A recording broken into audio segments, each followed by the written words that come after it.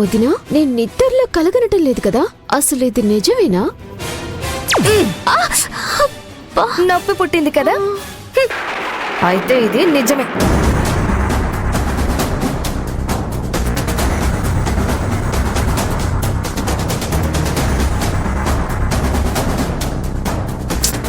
అయినా రాహుల్ ఏంటి అభికి సేవలు చేయడం ఏంటి? అసలు ఏం జరుగుతుంది ఇంట్లో? నాకు అదే అర్థం కావట్లేదు.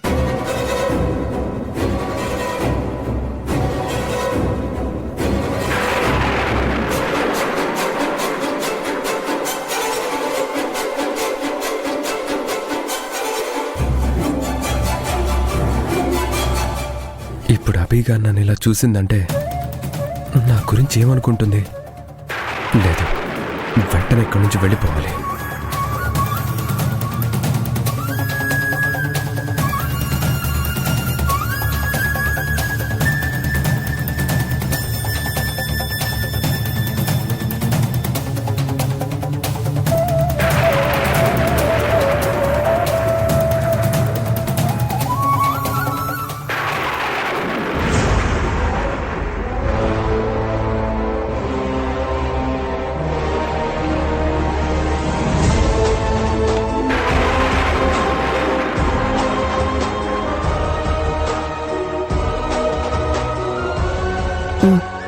పద.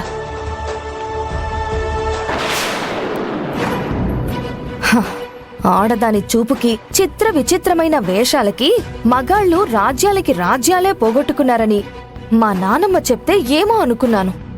ఈరోజు రాహుల్ని చూస్తుంటే అర్థమవుతుంది ఐరేంద్రి. రాహుల్లో ఇంత మార్పు వస్తుందని నేనస్సలు ఊహించలేదు. ఎలా ఉండేవాడు, ఎలా అయిపోయాడు? అభిని చూస్తేనే నిప్పులు కక్కేవాడు, అలాంటిది నిదానంగా కూర్చుని సేవలు చేస్తున్నాడేంటి? ఆ అభిని చాలా తక్కువ అంచనా వేశాం. ఆ విషయం ఇప్పుడు అర్థమవుతుంది. అభిని చూస్తేనే అసహ్యించుకునే రాహుల్ని అలా మార్చుకుందంటే ఏదో మాయ చేస్తోంది. మాయ లేదు, మర్మం లేదు. పోలీస్ స్టేషన్ నుంచి రాహుల్ని తీసుకొచ్చానని బిల్డప్ ఇచ్చింది కదా, అందుకే ఏదో కృతజ్ఞతాభావంతో రాహుల్కి మనసు మారినట్టుంది. రాహుల్కి మనసు మారినా మరిగినా మనకే ప్రమాదం. మారిన మనసుతో అభిని చేరదీస్తాడు. మరిగిన వయసుతో అభితో కలిసి పిల్లల్ని కంటాడు. అదే గాని జరిగితే అభిని శాశ్వతంగా ఇంట్లో నుంచి పంపించేయాలన్న మన ప్రయత్నం హారతి కర్పూరంలాగా ఆవిరైపోయినట్టే. నువ్వు చెప్పింది నిజమే వదినా. రాహుల్ ఎప్పుడైతే అభిని యాక్సెప్ట్ చేయటం మొదలుపెట్టాడో అప్పుడే మనకి పతనం మొదలవుతుంది. ఎప్పుడైతే అభితో కొత్త జీవితం మొదలు పెట్టాలని ఆలోచించాడో అప్పుడే మనం అభికి బానిసలవ్వటం జరుగుతుంది. అతిథిగా వచ్చిన ఆండాళ్ళు గది నాదే గడప నాదే అని పాతకుపోయి పెత్తనం చెలాయించినట్టు ఈ అభి కూడా మన మీద పెత్తనం చెలాయించటం మొదలు పెడుతుంది. అందువల్ల ఎట్టి పరిస్థితుల్లోనూ రాహుల్ అభి దగ్గరవ్వకూడదు. అభి అంటే అసహించుకునేవాడు అంత దగ్గర ఎలా అవుతాడులే అని ఇన్నాళ్ళు ఆ విషయాన్ని పెద్దగా పట్టించుకోలేదు. కాని విషయం ముద్రేలా ఉంది. అభికి ఈ ఇంట్లో శాశ్వతంగా పాతుకుపోయే అవకాశం దొరికేలా ఉంది. మనమున్నదెందుకు? అభికి అలాంటి అవకాశం దొరకకుండా చెయ్యడానికే కదా. అలాంటి ప్రయత్నాలు ఎన్ని చేశాం, ఏదీ ఫలించలేదు. ఈసారి మనం ప్రయత్నం కొంచెం గట్టిగా చేద్దాం. వేసే ప్లాన్ ఇంకొంచెం బలంగా వెయ్యాలి. అలా అయితేనే ఆ అభిని ఇంట్లో నుంచి శాశ్వతంగా బయటికి గంటేయగలుగుతాం. నువ్వు చెప్పింది నిజమదిరా. రాహుల్ అభికి దగ్గర కాకముందే, అభిని తన జీవితంలోకి ఆహ్వానించకముందే మనం అభిని ఇంట్లో నుంచి గెంటి బలమైన ప్రణాళిక వెయ్యాలి. వేద పద.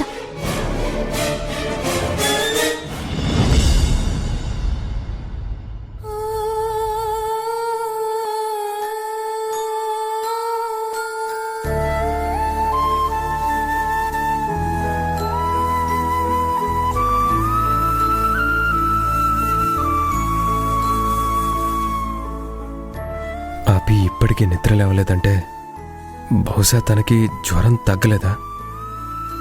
వెళ్ళి అభిని అడగనా? లేదు లేదు, ఏ మొహం పెట్టుకుని వెళ్ళి అడగగలను? నేను అసహించుకుంటున్నానని అనుకుంటుంది. తనని అలాగే ఉండనివ్వాలి. తన గురించి కేర్ తీసుకుంటున్నానని తనకెందుకు తెలియాలి?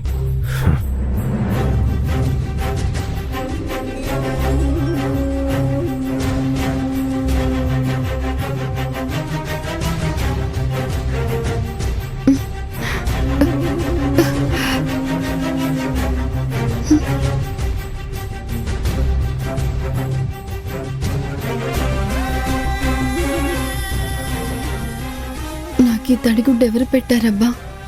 నాకు జ్వరం వచ్చిందని కూడా ఎవరికీ తెలియదే.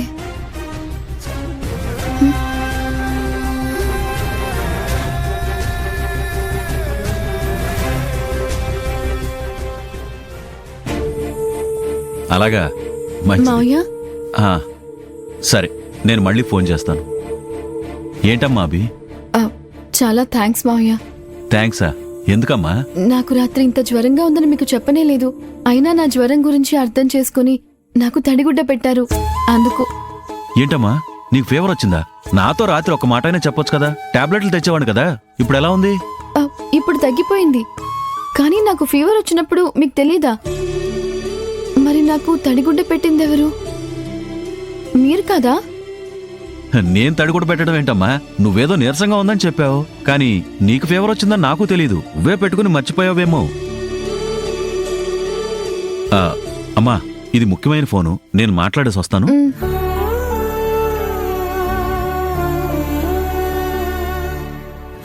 నాకు మామయ్య గారు తడిగుడ్డ పెట్టకపోతే ఇంకెవరు పెట్టుంటారు?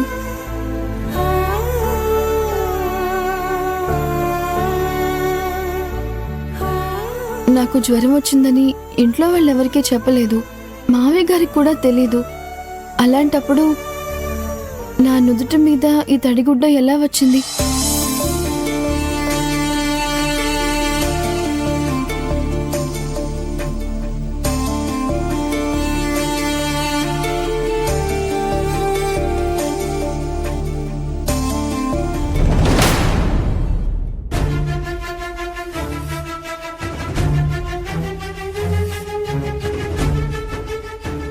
రాహుల్ బాబు నన్నే గమనిస్తున్నారా?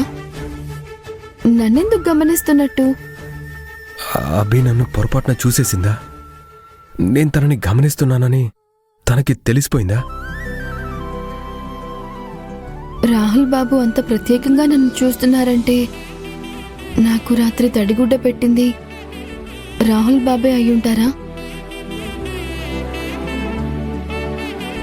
రాహుల్ బాబు అలా ఎందుకు చేస్తారు కొత్తగా? రాత్రి తనకి తడిగుడ్డ పెట్టింది నేనేనని అభికి తెలిసిపోతుందా? ఛా, నేను కొంచెం జాగ్రత్తగా ఉండాల్సింది. అభినంత ఎక్కువగా గమనించకుండా ఉండాల్సింది.